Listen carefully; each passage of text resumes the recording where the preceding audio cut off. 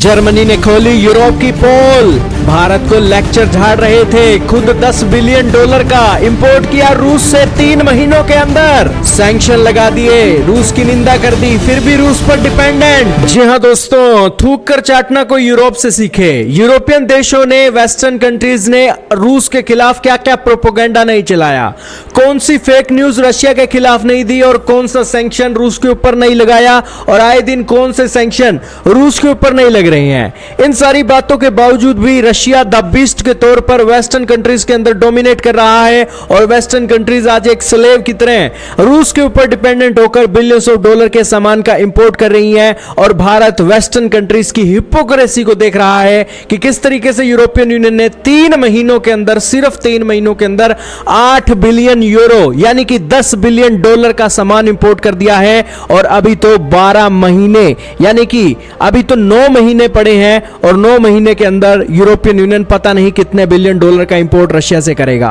दोस्तों, भारत रूस से तेल खरीदे तो अमेरिका और वेस्टर्न देशों से आवाजें आती हैं, भारत रशिया के अंदर जाकर एक्सरसाइज करे तो आवाजें आती हैं, लेकिन अमेरिका वेस्टर्न कंट्रीज रशिया से ट्रेड करे तब कोई नहीं बोलता।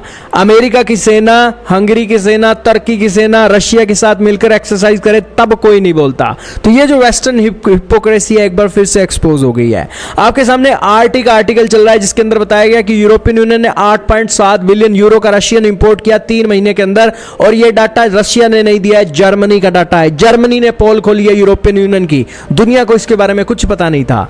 बताया गया कि 4.4 बिलियन यूरो की तो गैस खरीदी गई है और 1.4 बिलियन डॉलर का यूरो का ऑयल खरीदा गया है। ये 2 आइटम सबसे ज्यादा है जो इंपोर्ट की गई हैं। इसके अलावा फर्टिलाइजर और अलग अलग चीजें जो हैं वो भी इंपोर्ट की जा रही हैं, यानी कि सैंक्शन लगा दिए, सब कुछ कर दिया। और 2022 के अंदर वॉर शुरू हुई, उसके बाद से लेकर अब तक 25 और 26 आने को हुआ है और ये इस वॉर के अंदर यूरोपियन यूनियन ने रशिया के ऊपर डिपेंडेंसी खत्म नहीं की। भारत का टाइम्स ऑफ इंडिया क्या लिख रहा है? भारत का टाइम्स ऑफ इंडिया लिख रहा है कि वेस्टर्न कंट्रीज एक्सपोज हो गई हैं और यूरोपियन यूनियन ने 8.7 बिलियन यूरो स्पेंड किया है रशियन इंपोर्ट के 3 महीनों के अंदर। और इसके अलावा आयरिश सन भी इस आर्टिकल को छाप रहा है और रशिया की एक और न्यूज एजेंसी टास ने भी इस आर्टिकल को छापा है। तो दोस्तों, वेस्टर्न कंट्रीज के अंदर गट्स नहीं है कि वो इस तरीके के न्यूज को छापे, क्योंकि दोस्तों वेस्टर्न कंट्रीज का एक बड़ा पक्ष ये कहता है कि आज वेस्टर्न कंट्रीज अगर रशिया से माल इंपोर्ट कर रही हैं तो इसी की कड़ी में वो यूक्रेन को सपोर्ट भी कर रही हैं, यूक्रेन को वेपन भी दे रही हैं, यूक्रेन को फंड भी कर रही हैं।